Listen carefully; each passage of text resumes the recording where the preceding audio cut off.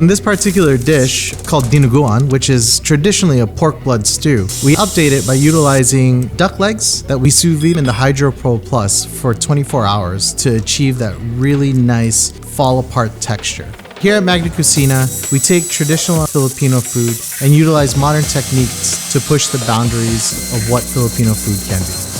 So for the achara, we juice the ingredients using the Breville Commercial juicer, which has settings for specific ingredients to maximize the yield. The juice from the carrots and the ginger we then turn into a pickling liquid by adding vinegar and a little bit of sugar, compress it, and then we cook it sous vide in the HydroPro Plus so that we can get the perfect texture for the pickles. One of the classic accompaniments to Dinuguan is called Puto. It's a beautiful velvety white rice cake that's super fluffy. Using the Control Freak, we're able to hold it at a precise temperature to achieve the best steamed cake.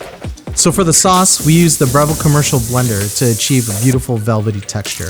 We are able to control the speed of the blender so that it doesn't break because the sauce is very sensitive to heat and to velocity.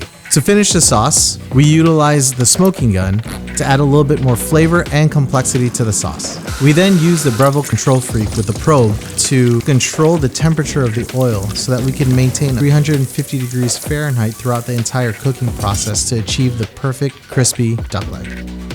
To accompany this dish, we created a beautiful cocktail called the PPP. First, we take the watermelon and we juice it. We use a smoking gun to smoke it to add a little bit more complexity and flavor. We use the Breville Commercial Control Freak to create our simple syrup, which is awesome because it holds at a specific temperature.